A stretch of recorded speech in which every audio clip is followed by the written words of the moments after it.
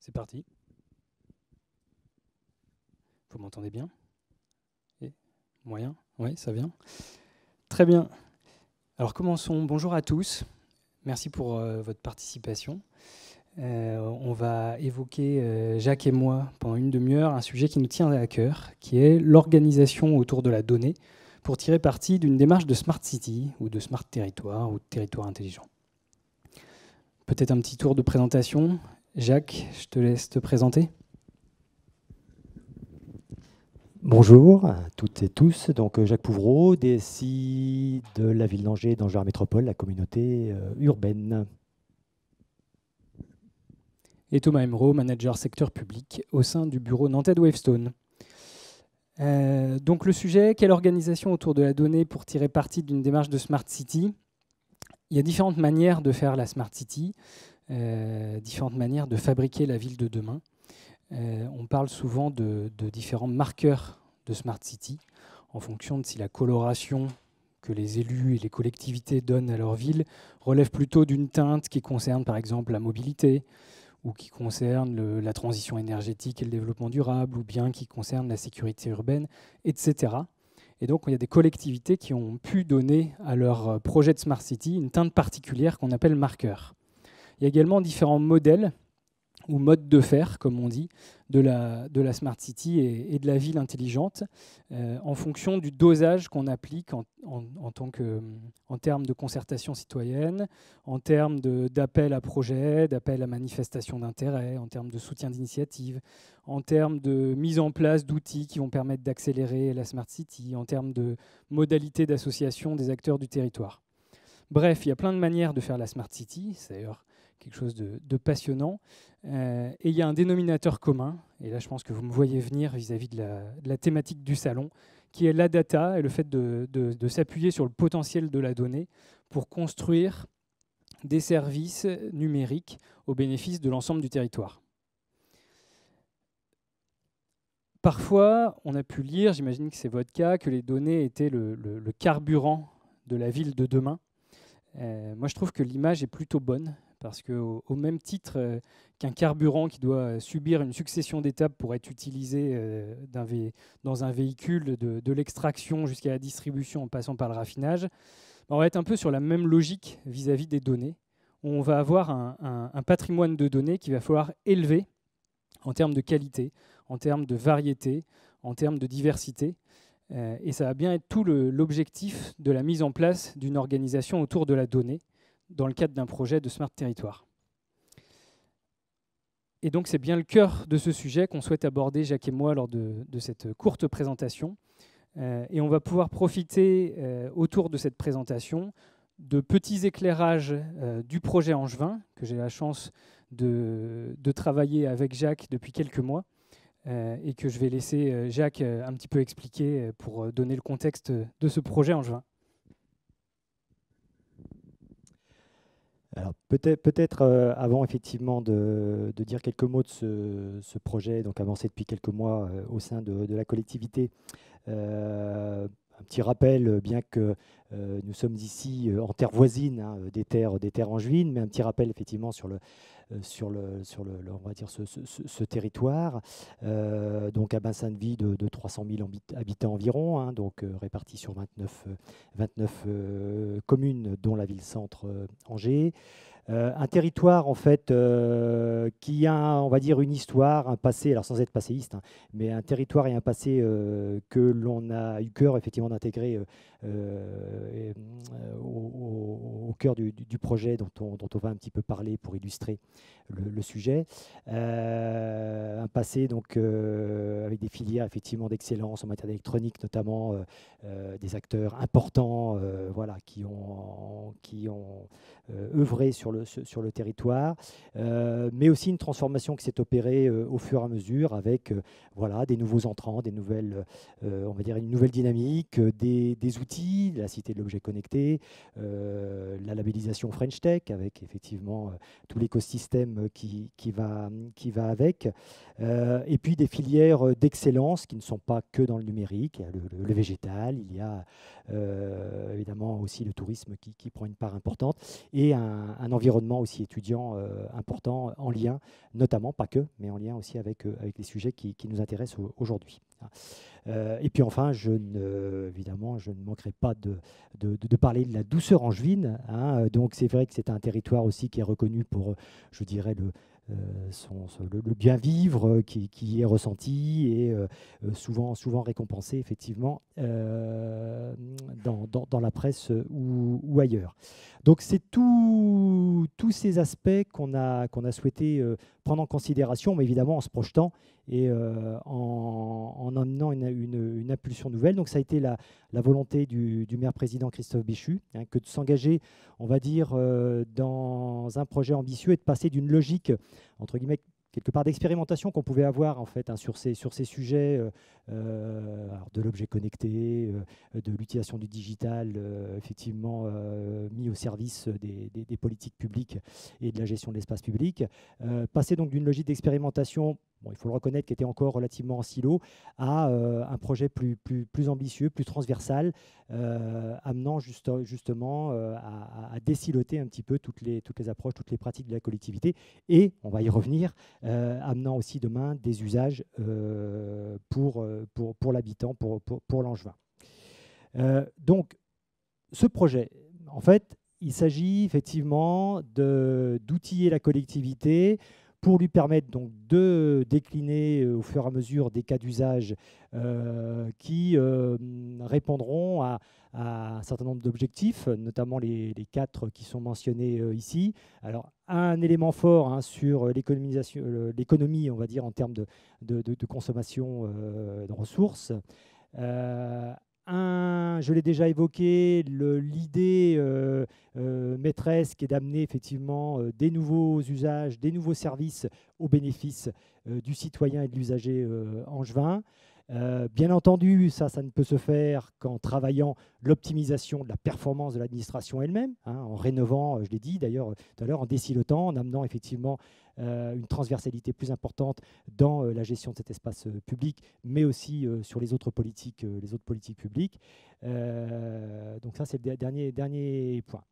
Alors, la particularité, ou quand même ce qui est assez marquant aussi au titre de ce projet, c'est, je dirais, la palette de thématiques qui sont adressées, puisqu'elles sont regroupées sur les quatre domaines métiers prioritaires que sont la mobilité, l'énergie et l'habitat, l'environnement et la sécurité urbaine. Hein. Donc on a pour challenge, effectivement, de mettre en place des outils et donc, encore une fois, des cas d'usage qui tireront parti de ces outils, s'adressant prioritairement à ces quatre domaines, mais avec l'idée d'enrichir ça et d'élargir sur d'autres pans. Alors tout ça, et ça fait lien avec du coup évidemment l'objet du salon et l'objet de l'intervention aujourd'hui, en gardant la maîtrise des données, mais des process associés aussi et des usages déclinés, faire en sorte que la collectivité effectivement garde le pilotage, garde la maîtrise, pour éviter tant que faire se peut que ces cas d'usage déclinés aillent à l'encontre des politiques publiques voulues par les élus de la communauté urbaine et de la ville d'Angers. Donc je le disais, ce projet qui vise à outiller la collectivité, Thomas illustrera un petit peu tout à l'heure en termes d'outillage prévu, envisagé, notamment sur le registre de la gestion de la donnée.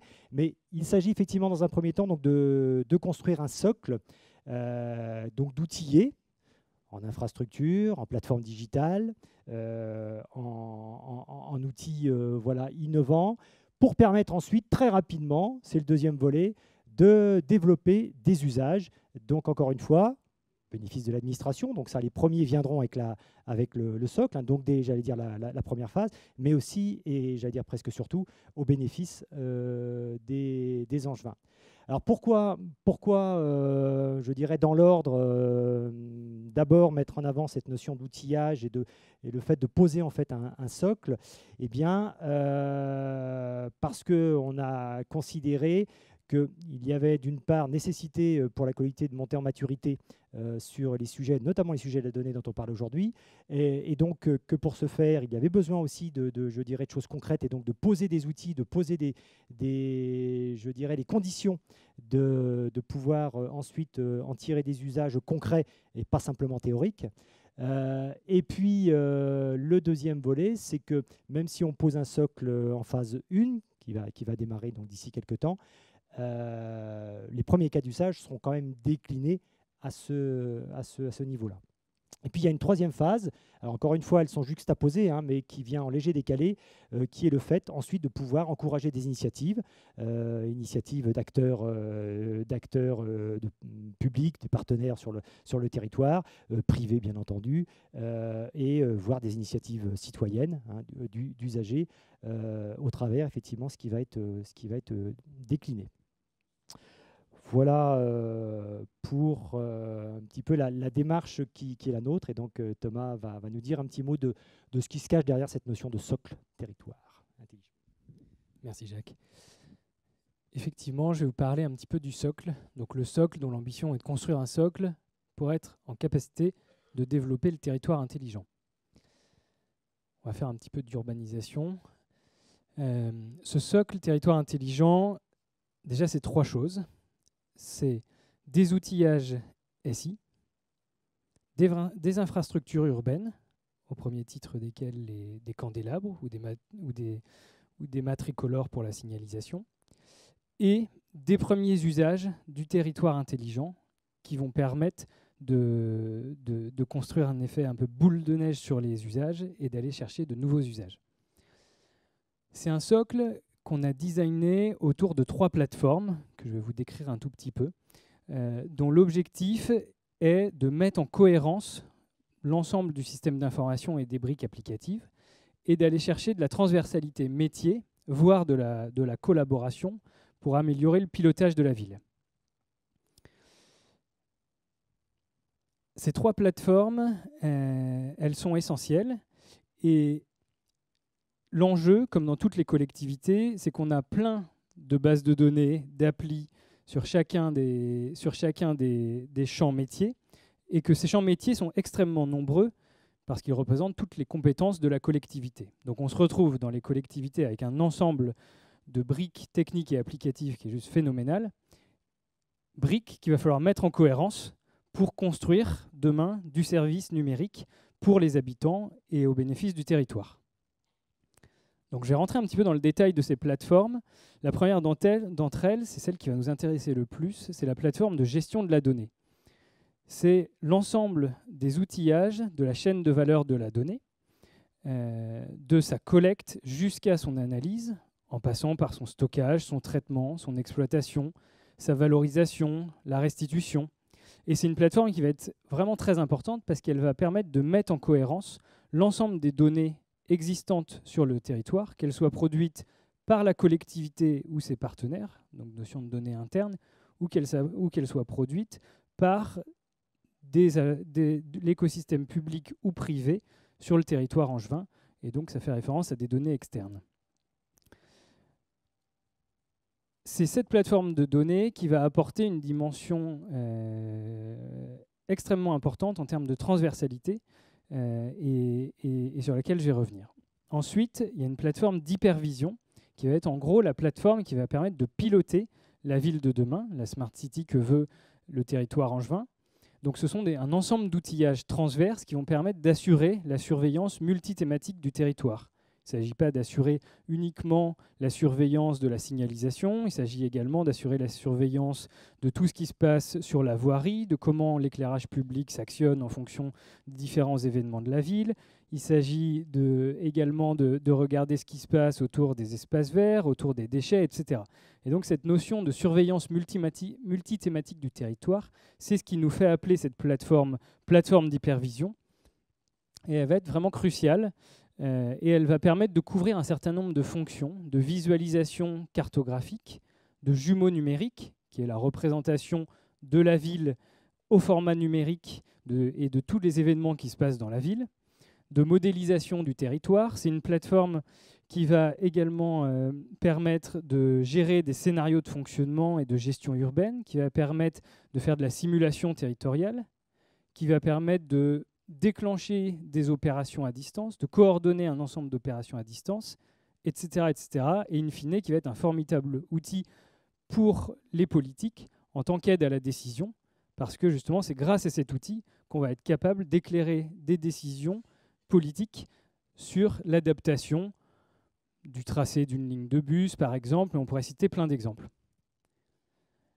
Et enfin, on a modélisé une plateforme de services, qui est un ensemble de dispositifs, justement, qui vont permettre de construire les services numériques aux usagers, et au-delà de sa construction, qui vont permettre de les accélérer et de les rendre réalisables en un temps assez court. Et ça, c'est un des enjeux du projet Angevin, c'est d'être capable de, une fois cette logique de socle construite, être capable de sortir les usages et les initiatives extrêmement rapidement grâce à ce trio de plateformes.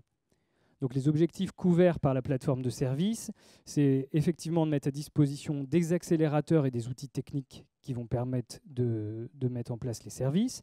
C'est également des outils qui vont permettre de faciliter l'animation des usages, de mettre en place des communautés d'intérêt et de pratiques avec des notions de plateforme participative. C'est aussi un outil qui va permettre de donner de la visibilité de l'ensemble des projets de la Smart City angevine. Souvent, le reproche qui est fait aux Smart City, c'est qu'on ne sait pas trop ce qui se cache derrière. Un des enjeux, c'est d'être capable de montrer quels sont justement les projets qui rentrent dans ce projet de territoire intelligent. Et ça va aussi être des outils qui pourront être éventuellement mis à disposition des citoyens pour leur donner des informations, pour éclairer leurs projets d'achat de biens immobiliers, de réflexion par rapport au plan d'urbanisme, etc. On sent que ces plateformes, elles vont être indispensables et elles vont commencer à permettre, à incarner la transversalité entre les métiers et donner une logique de cohérence au système d'information. On sent qu'il va falloir aussi réfléchir à une organisation pour tirer parti de cette transversalité et en particulier une organisation autour de la donnée, évidemment. Si vous me permettez, je vais vous partager un petit peu la vision de la complexité et de la richesse, voire de la variété des jeux de données qui peuvent exister pour un acteur public. Je vais y passer plutôt rapidement, parce que je pense que c'est des choses que vous connaissez, mais c'est nécessaire de s'arrêter sur 2-3 points. Déjà, par rapport à la présentation qui est faite justement dans ce slide, on sent qu'il y a un nombre de jeux de données qui est extrêmement important et une variété qui est extrêmement riche également. On a des producteurs de données différents, on a des typologies de données différentes, on a des modes de captation de données différentes. Bref, on a un patrimoine de données qu'il va falloir apprivoiser, qu'il va falloir intégrer. Et on sent bien qu'on fait face à un challenge vis-à-vis du nombre. Si je rentre un petit peu dans le détail des exemples de jeux de données, il y a évidemment toutes les données des collectivités qui sont produites sur leur champ de compétences. L'urbanisme, population, tout ce qui est police municipale, l'éducation, tout ce qui relève des bâtiments, du tourisme, de la culture, etc. Toutes les données qui sont produites par les partenaires des collectivités et par les délégataires de services publics. Donc c'est les données du gestionnaire d'électricité, du gestionnaire de gaz, du gestionnaire de transport, de l'eau, etc. On va également avoir des données qui viennent de l'extérieur, des données d'agences et d'instituts comme Pôle emploi, comme l'INSEE, comme l'Agence locale de l'énergie, etc. On va avoir des données qui vont appartenir à des acteurs digitaux. On pense souvent à Waze sur ce sujet et qui vont permettre d'avoir des états d'analyse de trafic. On parle de données également qui vont être captées sur le terrain par des capteurs IoT ou par des infrastructures urbaines communicantes. On parle de données des usagers qui vont être captées par les signalements que les usagers vont pouvoir faire sur l'état des voiries, par exemple, des données de relations usagers, de consommation de services numériques. On parle également de données géographiques, qui est un point particulièrement important dans les projets de territoire, avec les bases de données nationales, de l'IGN, les plans de corps de rue simplifiés, etc. etc. Donc on voit à travers ces quelques exemples absolument pas exhaustifs cette grande variété. Et le challenge, justement, va être de choisir les jeux de données qu'on va vouloir intégrer à la plateforme de données. Donc il va falloir faire des choix. Premier challenge.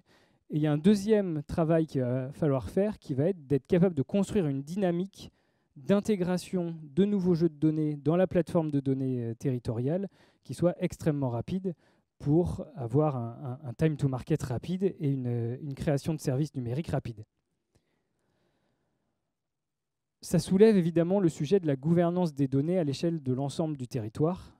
Et donc on ouvre une boîte qui sort finalement de la problématique unique de la collectivité pour arriver sur une problématique globale de données appartenant à l'ensemble du territoire et des acteurs du territoire, qu'ils soient publics ou privés.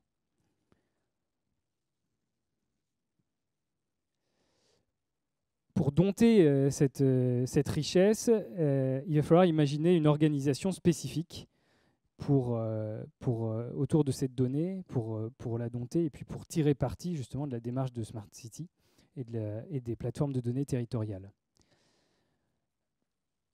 Cette organisation, c'est une organisation qui travaille de pair avec l'organisation Smart City qui peut être mise en place dans la collectivité. Et donc, il y a un certain nombre de rôles à assumer qu'il va falloir porter et qu'il va falloir structurer. Généralement, et on a eu l'occasion d'en échanger là-dessus avec Angers, on structure ces rôles autour de 3 grands blocs.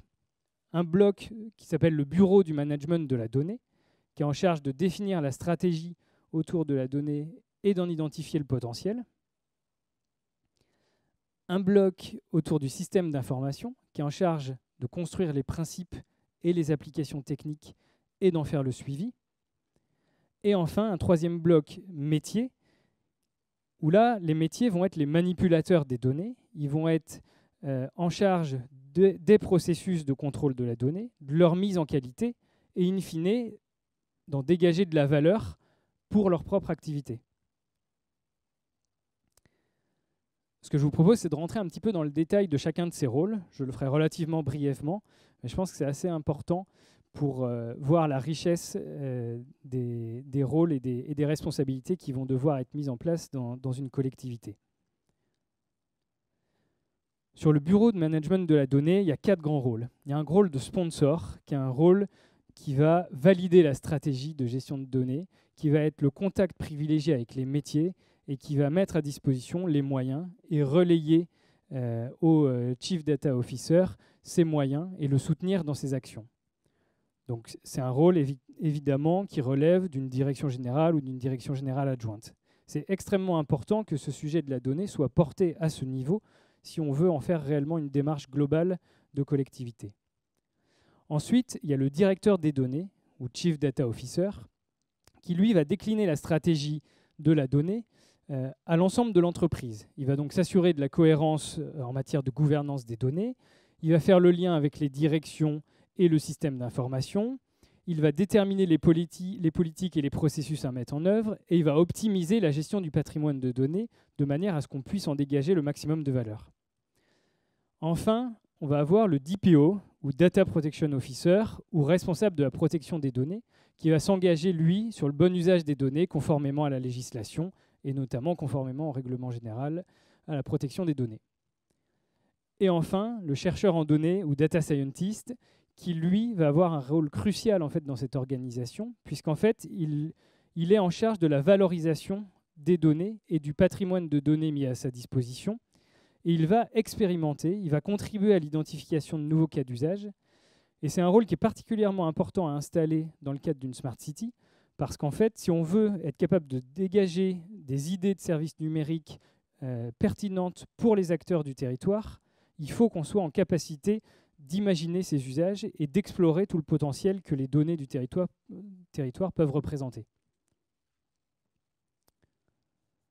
Donc ça, c'était pour le bureau du management de la donnée. Si je continue, il y a les rôles système d'information qui, eux, vont avoir pour responsabilité de définir des principes techniques et de contrôler ces applications. Donc l'architecte de données, lui, c'est quelqu'un qui conçoit, qui documente et qui est garant des principes d'architecture qu'il a fixés liés aux données. Il a différentes expertises sous la main, il assure une veille technologique, il conseille les responsables métiers, il accompagne les projets. C'est une fonction qui est garante de l'implémentation des cas d'usage. Et puis on a l'administrateur sécurité des données qui, lui, est en charge d'assurer l'application technique des politiques de sécurité qui ont été fixées par le RSSI. Enfin, au niveau des métiers, on a une transformation qui est importante et qui est à construire et à conduire, qui est de mettre en place au sein des directions métiers des responsabilités autour des données. On ne va pas parler de notion de propriétaire de données, parce que la notion de propriété de la donnée, c'est un sujet à part entière, mais on va plutôt parler de responsabilité de la donnée et de gestion autour de la donnée.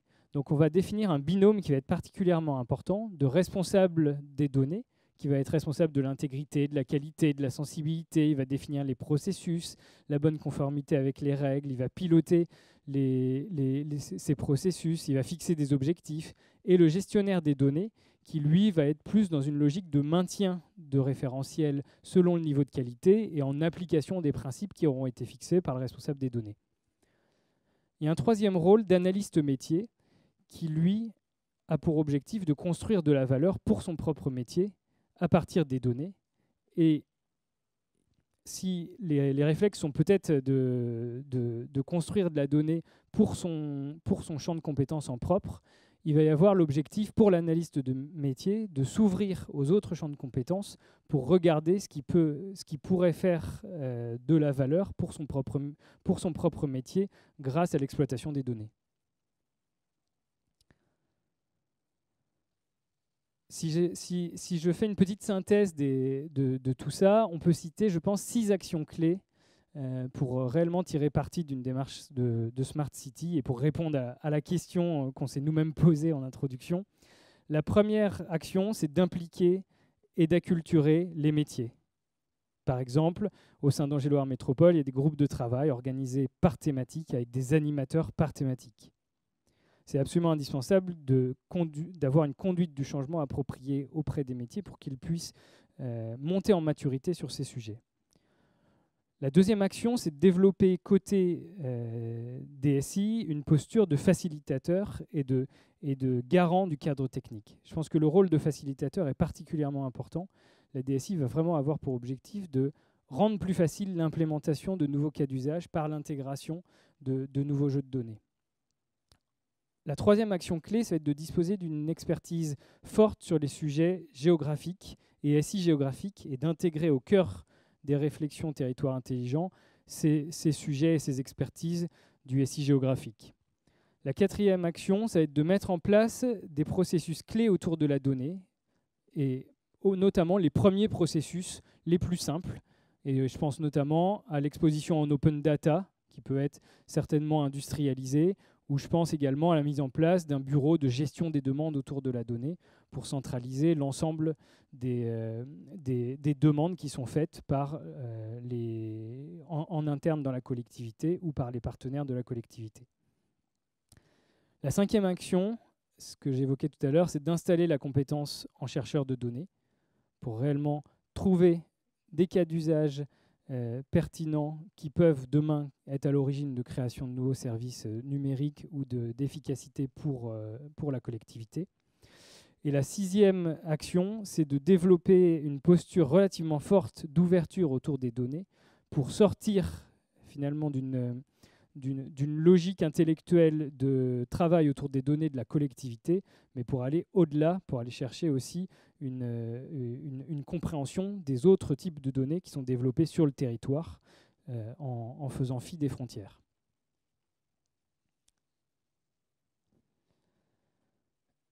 Jacques, je te passe peut-être la parole pour parler du cadre d'utilisation de la donnée. Oui, avant d'y venir, peut-être je reviens sur ce que tu évoquais, hein, cette notion de rôle, cette notion d'organisation, et puis les quelques conseils pour ensuite mettre en œuvre un petit peu effectivement toute cette mécanique.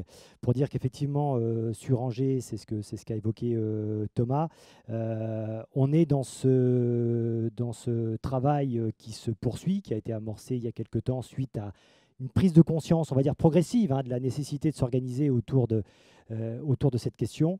Donc notamment les rôles qui ont été présentés tout à l'heure, effectivement, de les traduire concrètement en interne, parfois d'identifier les acteurs qui peuvent les tenir qui sont d'ores et déjà identifiés. Je citerai pour exemple le premier qui a été listé tout à l'heure, hein, le sponsoring. Donc on a effectivement un directeur général adjoint, il se fait qu'en plus il est on va dire aux manettes du projet de territoire intelligent, ce qui permet de faire évidemment grandement, encore plus facilement le lien entre les deux. Donc voilà, on a ce travail qui s'est amorcé, qui se poursuit. Et un mot qu'a utilisé Thomas aussi, que je reprends, c'est que tout ça, ça doit s'accompagner d'une nécessaire montée en maturité collective sur ce sujet-là. On voit bien, je pense que c'est à Angers comme ailleurs. Après, il peut y avoir on va dire des collectivités qui sont potentiellement plus ou moins en avance sur le sujet, mais qu'il y a encore besoin de monter en maturité à tous les étages, non seulement de l'organisation, mais aussi en associant, encore une fois, les usagers et les citoyens. Donc depuis les élus jusqu'aux agents. Donc là aussi, c'est un travail que l'on a amorcé en organisant quelques temps forts, alignés avec notre projet managérial, notamment en fin d'année dernière, pour amener de l'illustration et d'entraîner tout le monde et faire en sorte que du coup, la déclinaison des rôles que l'on va mettre en œuvre, eh bien, elle soit légitime auprès de l'ensemble des acteurs de la collectivité. Un zoom sur évidemment un point important qui est le fait d'encadrer cette utilisation de la donnée et de faire en sorte du coup que, pour ce qui nous concerne nous en tant que collectivité, on soit vraiment garant que ce cadre d'utilisation soit respectueux, évidemment, notamment, pas que, mais de tout ce qui concerne la vie privée des usagers. Donc, il y a des étapes, on va dire des choses qui peuvent être mises en œuvre.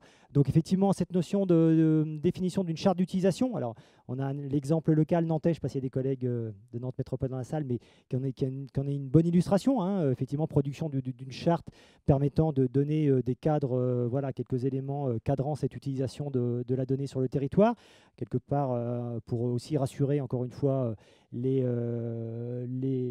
usagers. Adossé à ça, bien entendu, mettre tous les dispositifs de contrôle et de suivi des principes retenus. Donc là, sous-entendu, ça fait bien lien avec les rôles précédents. Si on est bien organisé, on est plus facilement en situation, évidemment, de faire en sorte que ces principes soient assurés. Dans le sens, effectivement, c'est le troisième point, de garantir le strict respect de la vie privée et des réglementations, puisqu'on ne peut pas ignorer évidemment la réglementation qui elle-même peut contribuer évidemment à ce respect de la vie privée.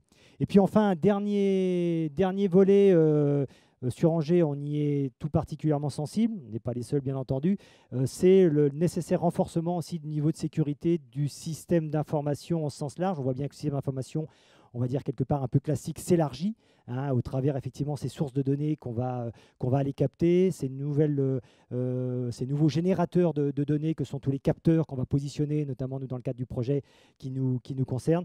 Donc là aussi, le renforcement du niveau de sécurité, d'un point de vue technique, mais pas que, organisationnel aussi, en se donnant les moyens effectivement là aussi de suivre et de piloter tout ça. Du coup, on se donne effectivement, on s'organise, on se met en situation effectivement de pouvoir avancer, de pouvoir exploiter alors, le patrimoine existant et puis le nouveau patrimoine de données. Comment on peut effectivement dynamiser effectivement cet usage, cette exploitation, cette valorisation du patrimoine de données. Bon, on en a cité quelques éléments déjà au fil de la présentation. J'y reviens simplement. Alors, l'ouverture des données qui est déjà amorcée très souvent, évidemment, dans bon nombre de collectivités. C'est le cas sur Angers aussi, avec une plateforme Open Data qui présente déjà un certain nombre de jeux de données qui sont aujourd'hui exploités, alors soit en interne, soit en externe. Alors, on a choisi, nous, on a pris le parti aussi de profiter de cette démarche Open Data sur Angers, y compris pour des processus ou des services déployés auprès du citoyen, pour s'appuyer sur cette plateforme-là, par exemple notre application mobile qui va aussi chercher des données sur nos propres jeux de données Open Data. Le fait, effectivement, deuxième axe, deuxième levier, de privilégier des formats de données éprouvés. Donc ça aussi, c'est un point vis-à-vis duquel nous sommes vigilants. On sait que nous sommes dans un monde qui bouge beaucoup, sur ce registre peut-être plus encore. Donc il y a des formats ou des standards qui sont émergents. Donc une grande précaution vis-à-vis effectivement des choix des formats retenus. Et puis, alors ça n'est pas incompatible avec la première approche, l'idée aussi en complément, j'allais dire, de l'approche d'ouverture liée à l'open data notamment, d'être capable aussi je dirais, de travailler suivant des périmètres plus fermés, plus sécurisés, ces notions de close data, hein, avec des partenaires, un peu dans la continuité en fait de ce que l'on fait déjà. Si on prend l'exemple par exemple des échanges que peut avoir une collectivité avec des opérateurs, hein, sur les déclarations d'intention de commencement de travaux par exemple, les DICT, hein, avec tous les opérateurs concernés. Donc ça c'est une chose qu'il faut effectivement aussi savoir mettre en œuvre. Bien entendu, faire émerger des initiatives et animer. Qui dit animer, dit là aussi cette notion de transversalité. On raccroche tout ça toujours au rôle qu'on a vu tout à l'heure, hein.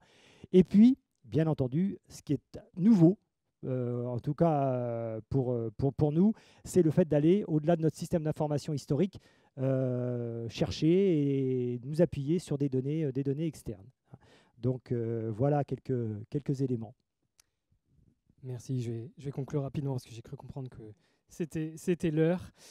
Du coup, on est sur un sujet qu'on est qu'à ses débuts, qui s'annonce palpitant avec plein d'actions qui restent à conduire autour de la gouvernance partenariale des données, autour de la conduite du changement, autour des métiers dont on a dit qu'il allait falloir qu'ils évoluent pour développer de l'intelligence à partir des données.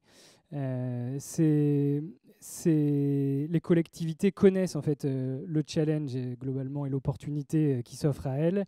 Il s'agit vraiment de mettre en place des conditions d'innovation et de transformation de l'action publique par la donnée.